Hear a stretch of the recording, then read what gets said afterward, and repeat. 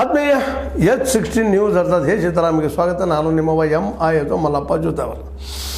ಕನ್ನಡ ಸಾಹಿತ್ಯ ಪರಿಷತ್ತಿನ ಬೈಲಾ ತಿದ್ದು ದಿನದಿಂದ ದಿನ ಚರ್ಚೆ ಜೋರಾಗ್ತಾ ಇದೆ.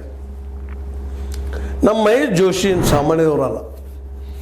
ಯಾಕೆಂತಂದರೆ ಅವರ ಸುತ್ತಮುತ್ತ ಇದ್ದಂಥವರೆಲ್ಲ ಬುದ್ಧಿವಂತ ವರ್ಗದವರು. ಅಧಿಕಾರವನ್ನು ಹೇಳಿದ್ರೆ ಅದು ಬಿಡುವ ಹಾಗಿಲ್ಲ ಅನ್ನುವ ನೇಚರ್ದವ್ರು ಇದ್ದಾರೆ ಅಂತ ಕಾಣ್ತದ. ಮತ್ತು ಮೇಲಾಗಿ ಸಾಹಿತ್ಯ ಪರಿಷತ್ತಲ್ಲಿ ಅನೇಕ ಸದಸ್ಯರಿದ್ದವರು ಜಾತಿ ನೆಲಗಟ್ಟ ಮೇಲೆ ಮತ್ತೊಂದು ನೆಲಗಟ್ಟ ಮೇಲೆ ಏನೇನೋ ಮಾಡಿ ಸದಸ್ಯರಾಗಿರ್ತಾರೆ. ಅವ್ರಿಗೆ ಸಾವಿರ ಬೇಕಾಗಿಲ್ಲ. ಹೆಂಗಿರಲಿಲ್ಲಪ್ಪ ನಾವು ಸದಸ್ಯರಿದ್ದೀವಲ್ಲ ಸಾಕ, ವರ್ಷಕ್ಕೊಮ್ಮೆ ಕರೆಸ್ತಾರೆ ಹೋಗಿ ಬಂದ್ರೆ ಅಂತ ಅನ್ನೋದು ಬಹುಸಂಖ್ಯಾತರು ಅವರ ಇದ್ದಾರೆ ಕಾಣ್ತದ. ಆದರೂ ಪ್ರತಿಭಟನೆ ಮಾತ್ರ ಸ್ಟಾರ್ಟ್ ಆಗಿದ್ದು ನಿಂತಿಲ್ಲ. ದಿನದ ದಿನಕ್ಕೆ ಒಂದಿಷ್ಟು ಪ್ರಗತಿಪರ ಅಂತ ನಾವು ಕರ್ಕೊಳ್ತೀವಿ. ಅದಕ್ಕಿಂತ ನಾವು ಹೇಳೋದಿಲ್ಲ ವೈಚಾರಿಕವಾಗಿ ಮತ್ತು ಸ್ವಾಭಿಮಾನ ಇದ್ದಂತೆ ಎಲ್ಲರೂ ಕನ್ನಡ ಸಾಹಿತ್ಯ ಪರಿಷತ್ತಿನ ನಿಯಮಗಳ ಬದಲಾಯಿಸೋದಕ್ಕೆ ತನ್ನದೇ ಅಂತ ರೂಲ್ಸ್ ಇರ್ಬೋದಿಲ್ಲ ಅಂತಲ್ಲ. ಕೆಲವೊಂದು ಬರೆದಿರ್ತಾರೆ ಹಿಂದೆ ತಪ್ಪುಗಳು ಹೆಚ್ಚು ಆಗಿರ್ತಾವೆ ಇಲ್ಲ ಅಂತಲ್ಲ. ತಿದ್ದು ತಪ್ಪಂತೂ ಅಲ್ಲ, ಹಾಗಾದರೆ ಸರಿನೂ ಅಲ್ಲ. ಯಾಕಂದರೆ ವಿನಾಕಾರಣ ತಿದ್ದುದ್ರಲ್ಲಿ ಏನಿದೆ ಅಂದರೆ ನಾವು ನಿರ್ದೇಶನ ಮಾಡುವಂಥವ್ರು ನನ್ನ ಅಧ್ಯಕ್ಷ ನೇಮಿಸ್ಬೇಕಂತ ಯಾಕೆ, ಏನು ಕಾರಣ? ಇವತ್ತು ಜಿಲ್ಲಾ ಪಂಚಾಯತ್ ಹೇಳ್ತಾರೆ, ಎಲ್ಲ ಜಿಲ್ಲಾ ಮಟ್ಟಕ್ಕೆ ಹೇಳ್ತಾರೆ, ಆನಂತರ ತಾಲೂಕು ಮಟ್ಟಕ್ಕೆ ಹೇಳ್ತಾರೆ, ಆಮೇಲೆ ಹಳ್ಳಿಗಳ ಮಟ್ಟಕ್ಕೂ ಹೇಳ್ತಾರೆ. ಅಂದ್ರೆ ಎಲ್ಲನೂ ಒಬ್ಬ ಅಧ್ಯಕ್ಷ ನಿರ್ಮಿಸೋದು ಆಯ್ತಪ್ಪ ಅಂದರೆ ಇದೇನು ಆಗ್ತದೆ, ಅದಕ್ಕೆ ಧೈರ್ಯ ಆಗ್ತದೆ. ಈ ಚಿಂತನೆ ಮೊದಲು ಆಗಬೇಕಾಗಿದ್ದು.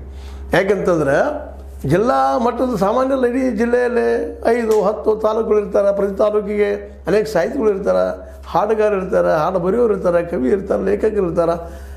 ಮತ್ತು ವಿಶೇಷವಾಗಿ ಕವಿ ಮತ್ತು ಲೇಖಕರು ಏನಿರ್ತಾರಪ್ಪ ಅಂದ್ರೆ ಭಾವನಾ ಜೀವಿಗಳು ಅವರಲ್ಲಿ ಭಾಳಷ್ಟು ಜನ ಕವಿಗಳು ಸಾಹಿತಿಗಳು.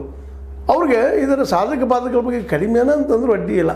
ಇಂಥದ್ರಲ್ಲೇ ಕೆಲವೊಂದಿಷ್ಟು ಲಂಕೇಶನ್ ಅಂತವರು, ಚಂಪಾನ್ ಅಂತವರು ಒಂದಿಷ್ಟು ಬುದ್ಧಿವಂತರು ಬಂದು ಹೋಗಿದ್ದಾರೆ, ಇಲ್ಲ ಅಂತಲ್ಲ, ಆದರೆ ಭಾಳ ಕಡಿಮೆ ಇರ್ತಾರೆ ಅಂತ ಅನ್ನಿಸ್ತದೆ. ಈ ಬೈಲಾ ಬಗ್ಗೆ ಇಷ್ಟೊಳಗೆ ಇದನ್ನು ದೊಡ್ಡ ಚರ್ಚೆ ಮಾಡಿದ ಈ ವಿಷಯನ ಕಡ್ಡೌನ್ ಮಾಡಬೇಕಾಗಿತ್ತು.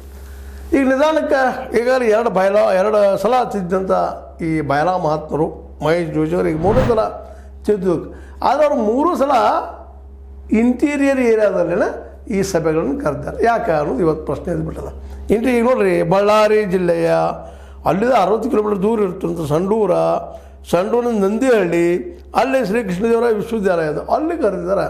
ಈ ವಿಶೇಷ ಬಯಲಾ ತಿದ್ದುದಕ್ಕಾಗಿ ಸಭೆ ಕರೆದಾರೆ. ಅಷ್ಟು ದೂರದ ನಮ್ಮ ಸಾಹಿತಿಗಳು ಹೋಗ್ತಾರೆ ಪಾಪ. ಯಾಕಂದ್ರೆ ಅನೇಕ ಸಾಹಿತಿಗಳು ಪರಿಸ್ಥಿತಿ ಹೆಂಗದಪ್ಪ ಅಂದ್ರೆ ಅವರು ಬರೋದು ಬದುಕೋದಂತ ಭಾಳ ಕಷ್ಟ ಅದ. ಅದರಲ್ಲಿ ಇಂಥ ಪ್ರಸಂಗದಾಗ ಅಲ್ಲಿ ಥರ ಹೋಗಿ ಅಲ್ಲಿ ಏನು ಹೇಳೋದದ ಅನ್ನುವಂಥದ್ದು ಭಾಳಷ್ಟು ಆಗ್ತದೆ.